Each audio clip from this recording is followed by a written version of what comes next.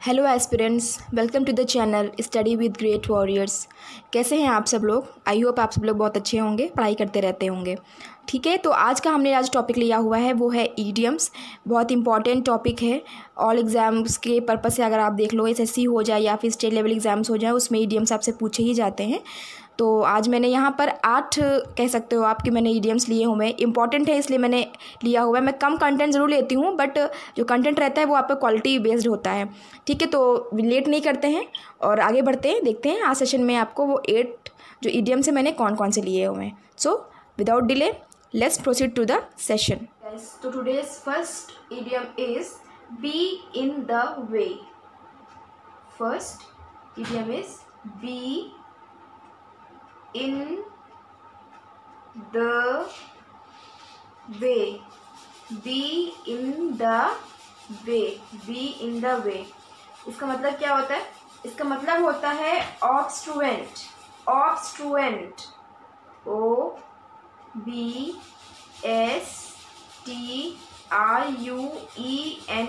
obstruent या हिंदी में आप कह लो, जानना हो तो किसी भी चीज़ के लिए अवरोध प्रकट करना, रुकावट करना, ठीक है, ये कह सकते हो, या फिर किसी का रास्ता रोकना।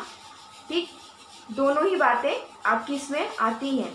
बी इन द वे, ठीक है, ये आपका मतलब होगा इसका। हिंदी में मैंने यहाँ पे दे दिया है।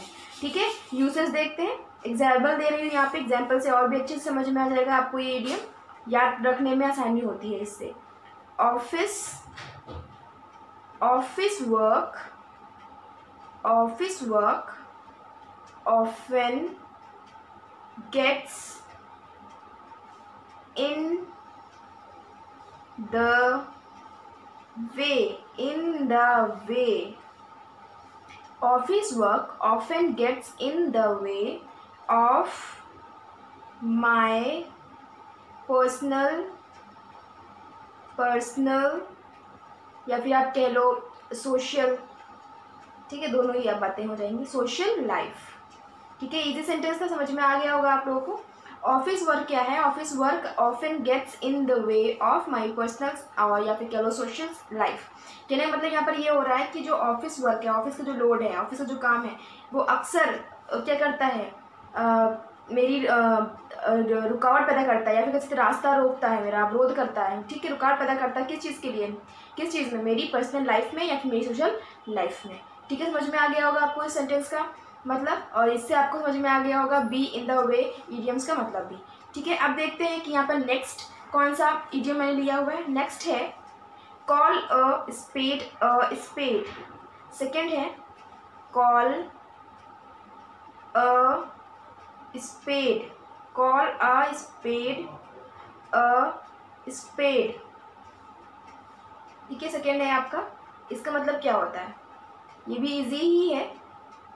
इसका मतलब होता है to say something the way it is. To say something the way it is. ठीक है, हिंदी में क्या करना, अगर कहना चाहो तो बोल सकते हो, साफ साफ कह देना। किसी बात को साफ साफ कहना इज कॉल अ स्पेड। ठीक है, ये मतलब होता है आपका। समझ में आ गया होगा। इसका आप एग्जाम्पल देखते हैं। एग्जाम्पल समझ में और अच्छे से आता है। I believe in calling a spade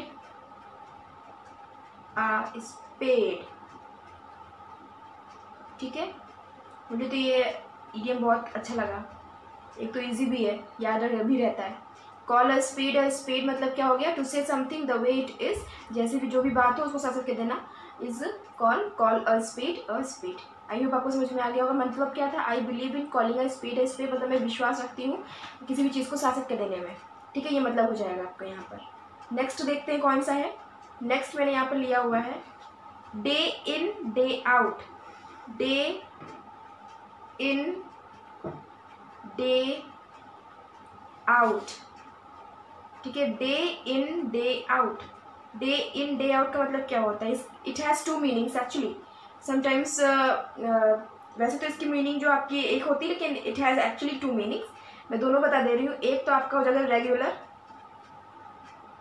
regular, या फिर बोल दो हिंदी में रोज़, कोई चीज़ रोज़ रोज़ हो, ठीक है, रेगुलर। और सेकंड आपकी इसकी मीनिंग होती है सुबह से शाम तक, ठीक है, या फिर रूटीन, जिसको हम रूटीन कहते हैं, ठीक है। ऐसी कोई चीज़, रूटीन क्या होता है भाई, सुबह से शाम तक जो चीज़ हम फॉलो करते हैं, दैट इज़ कॉल्ड रूटीन, ठीक। तो हिंदी में अगर आप लिखना चाहो तो लिख सकते हो सुबह से शाम तक, सुबह से शाम तक, ठीक है। तो इस तरह से आप इसको दो मीनिंग भी आप इसमें यूज़ होते हैं इसके, एक ही मीनिंग आप लेकर नहीं चल सकते हो डे इन डे आउट में। यूसेज देखते हैं इसका क्या है, तो यूसेज से और अच्छा से आ जाएगा आपको। I used to drink, I used to drink coffee, coffee day in day out, ठीक है। डे इन डे आउट क्या मतलब हो गया, day in day out. I use to drink मतलब मैं जो है कॉफ़ी, जो मैं जो है कॉफ़ी पीती हूँ, ये मेरी आदत है एक तरह से। आई यूज तभी होता है जब कोई एक चीज़ आपकी आदत में बन जाए, तो ये मेरी आदत है ड्रिंक पीना। क्या चीज़ ड्रिंक पीना, coffee. Day in day out मतलब रोज़ रोज़ कह सकते हो, या फिर सुबह से शाम तक बोल सकते हो, ये मेरी रूटीन है, ठीक है। तो ये आपकी मीनिंग हो गई इस सेंटेंस की। और डे इन डे आउट का मतलब आपको मैंने बताया, दो तरीके से आप इसको यूज़ कर सकते हो, रेगुलर और रूटीन, दोनों ही तरह से आप इसको यूज़ कर सकते हो, ठीक है। नेक्स्ट देखते हैं इडियम हमारा कौन सा यहाँ पर है जो इम्पोर्टेंट है। नेक्स्ट है क्लोज शेव, क्लोज शेव, वेरी इंपॉर्टेंट। क्लोज शेव सीपीयू में आया हुआ था ये, और एसएससी 10+2 में भी आया हुआ है ये, तो इम्पोर्टेंट है। क्लोज शेव, क्लोज शेव मतलब होता है a narrow escape, a narrow escape, a narrow escape. Hindi में अगर आप देखो तो हिंदी में उसको बोल सकते हो बाल बाल बचना, ठीक है। कोई दुर्घटना अगर हो जाती है, कुछ कोई भी चीज़ ऐसी हो जाए जिससे आप बाल बाल बच जाओ, दैट इज कॉल्ड क्लोज शेव, ठीक है, अ नैरो स्केप। यूसेस देखो तो और अच्छे से समझ में आ जाएगा आपको। एग्जाम्पल देखते हैं इसका, ठीक है। आई almost hit the child, I almost hit the child who ran out in front of my car. It was a close shave. It was a close shave मतलब क्या हो गया, I almost hit the child मतलब मैंने लगभग उस बच्चे को हिट कर ही दिया था। क्यों, कैसे कर दिया, who ran out in front of my car, जो मेरी कार के सामने ही आ गया था, लेकिन क्या वो बच गया। इट वॉज अ क्लोज शेव, ये एक तरह का क्लोज शेव था, मतलब वो बार बार बच गया, ये मतलब था आपका। तो ठीक है, एक बार हम लोग रिवाइज कर लेते हैं। ये 4 जितने भी मैंने यहाँ पे बताए हैं ईजी थे सारे बट इंपॉर्टेंट थे। तो पहला था हमारा be in the way, which means obstruent, मतलब किसी भी चीज़ को बाधा पैदा करना, विरोध करना या रास्ता रोकना, that is called be in the way. Next था call a spade which means to say something the way it is, या फिर कह दो हिंदी में साफ साफ कह देना किसी बात को, उसका मतलब होता है कॉल अ स्पेड, ठीक है। नेक्स्ट है यहाँ per day in day out which has 2 meanings. First is regular, किसी भी चीज़ को रोज़ रोज़ करना, ठीक है। और सेकंड था हमारा रूटीन मतलब सुबह से शाम जो चीज़ होती है उसको कहते हैं रूटीन, ठीक है। तो डे इन डे आउट दोनों तरह से आप यूज़ कर सकते हो, ठीक है। फोर्थ वर्ड यहाँ पे दिया था मैंने इडियम, वो था close shave which means a narrow escape, या फिर किसी भी चीज़ से बाल बचना, किसी दुर्घटना से बच जाना, आप बिल्कुल नज़दीक से आकर के जिस चीज़ से बच गए हो, तो उससे मतलब होता है क्लोज शेव, ठीक है। आई होप आपको चारों के चारों समझ में आए होंगे। अब देखते हैं नेक्स्ट यहाँ पर इडियम कौन सा है important.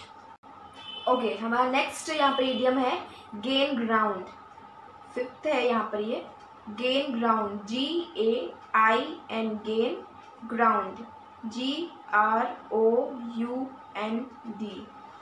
gain ground, which means obtain advantages, obtain advantages.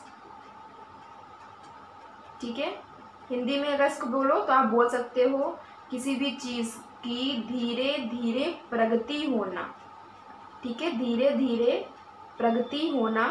ठीक है, किसी भी चीज़ को धीरे धीरे सक्सेस मिलना, that is called gain ground. ठीक है, एग्जाम्पल समझ में आ जाएगा आपको। एग्जाम्पल देखिए यहाँ पर, योर कैंपेन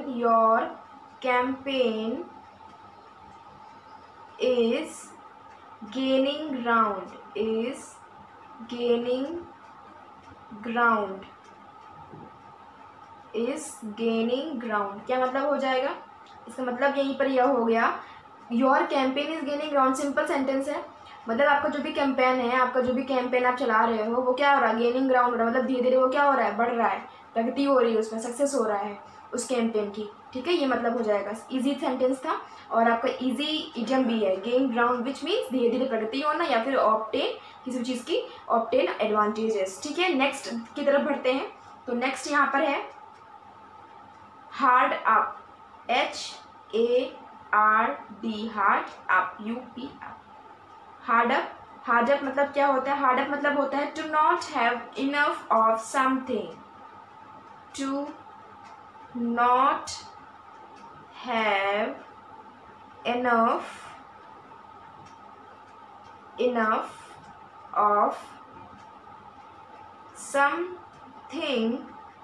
of something, या फिर स्पेशली ये आप कह सकते हो, specially it is for money actually. ठीक है, हिंदी में अगर बोलो तो हिंदी में आप लिख सकते हो रुपयों या किसी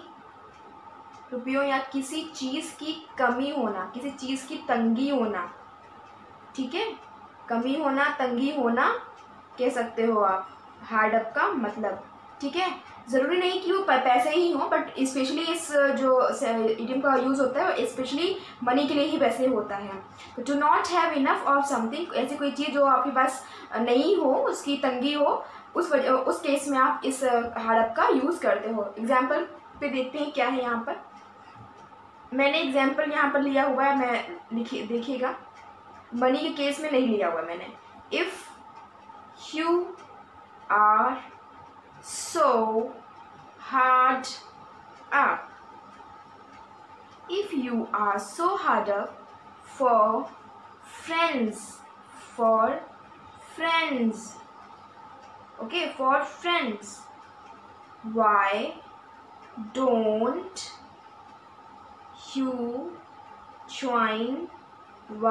you join a club?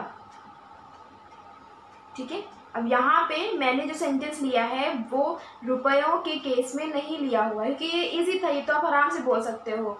This time I am so hard up regarding money, आप लिख सकते हो, वो तो इजी सेंटेंस है। मैंने थोड़ा अलग हट के बताया है।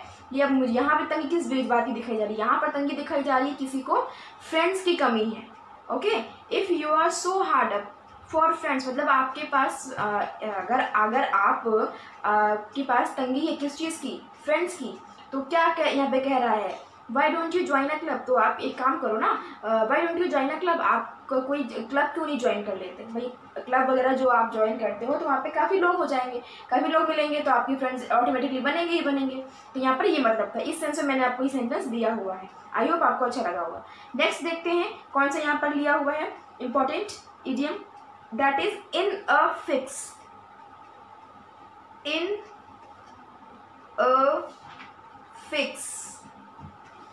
a fix, which means confused। ठीक है, या फिर हिंदी में लिखना चाहो या हिंदी में सुनना है तो दुविधा में, किसी चीज़ बात की दुविधा में पड़ जाओ अगर आप, तो वहाँ पे आप इन अ फिक्स यूज़ कर सकते हो। ठीक है, दुविधा में पड़ना, इन अ फिक्स आप वहाँ पे यूज़ कर सकते हो। देखते हैं इसका यूसेज देखते हैं। शी is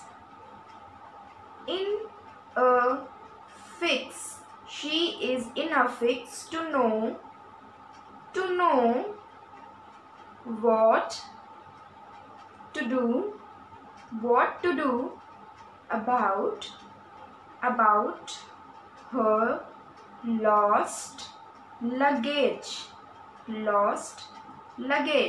कहने मतलब है she is in a fix, मतलब वो दुविधा में है, वो बहुत कंफ्यूज हो गई क्या ये जान करके कि अब उसको क्या करना है, what to do about her lost luggage. उसका क्या हो गया, उसका लगेज खो गया है, तो उसकी वजह से वो बहुत कंफ्यूज हो गई कि अब उसे क्या करना चाहिए। ठीक है, ये हो गया मतलब आपका यहाँ पे she is in a fix to know what to do about her lost luggage. Okay, I hope आपको समझ में आया होगा सेंटेंस, और इन अ फिक्स का मतलब समझ में अब अच्छे से आ गया होगा, आप भूलोगे भी नहीं। ठीक है, हम लोग रियली अक्सर यूज़ करते हैं confuse, I am very very confuse regarding this about that, इस तरह से आप कहते हैं। बट अब अगर आप चाहो तो आपकी रेगुलर लाइफ में इस इन अ फिक्स को कन्फ्यूज से रिप्लेस कर सकते हो। ठीक है, नेक्स्ट देखते हैं कौन सा यहाँ पर है इंपॉर्टेंट इडियम आपके लिए, which is bad blood. 8th है हमारा यहाँ पर, और ये है बैड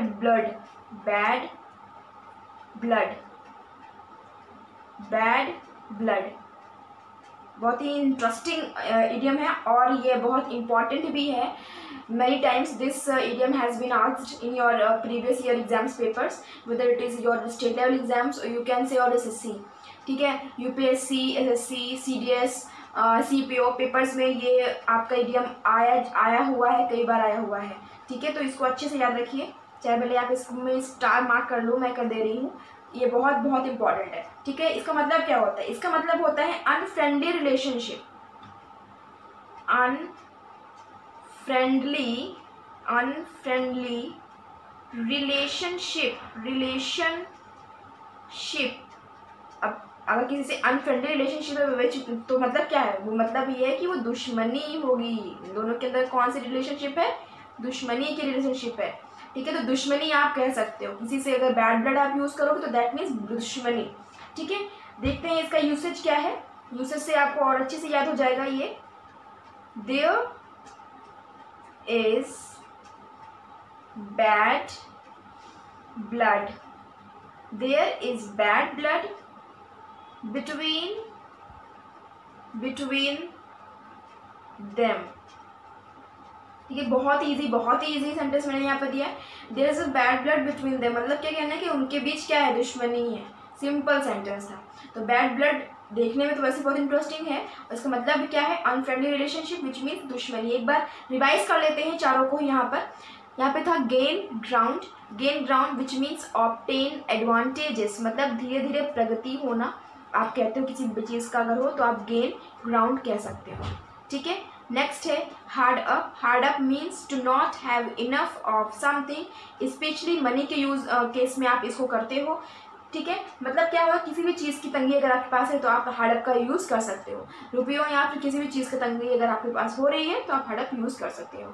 ओके, इनफ फिक्स मतलब होता है कंफ्यूज, किसी चीज़ में कंफ्यूज होना। अगर आप किसी बात के लिए आकर के दुविधा में पड़ गए हो तो आप इनफ फिक्स यूज़ कर सकते हो। ठीक है, then bad blood very important idiom is this is bad blood which means unfriendly relationship, और इसको हिंदी में अगर आप कहना चाहो तो वो है दुश्मनी। ठीक है, तो ये सारे आप आज के इडियम्स थे, मैंने लिए हुए थे, इंपॉर्टेंट थे सारे के सारे। ठीक है, तो आई होप आपको अच्छे लगे होंगे, और आपको हो सकता है कि सेशन के वक्त दौरान भी याद हो गए होंगे, आधे से ज़्यादा तो याद ही हो गए होंगे। फिर भी एक बार अगर आप रिवाइज करेंगे तो ये चीज़ें आपके माइंड में बन जाएंगी। सेंटेंस मैंने इसलिए आपको बहुत ईजी दिए हैं ताकि वो आपके माइंड में अच्छी से छवि छोड़ सकें, क्योंकि कहते हैं सेंटेंस अगर आप सेंटेंस को अच्छे से अगर पढ़ रहे हो आप तो आपको वो वर्ड भी याद हो जाता है। तो ठीक है, नेक्स्ट मैं आपसे फिर से मिलूँगी इसी तरह नेक्स्ट इंटरेस्टिंग सेशन के साथ। तब तक के लिए कीप लर्निंग। ठीक है, और अगर आपको ये वीडियो मेरा पसंद आया हो तो प्लीज़ इसको लाइक कीजिए, शेयर कीजिए अपने फ्रेंड्स में। ठीक है, आप तब तक मिलते हैं। Till then bye bye and thank you.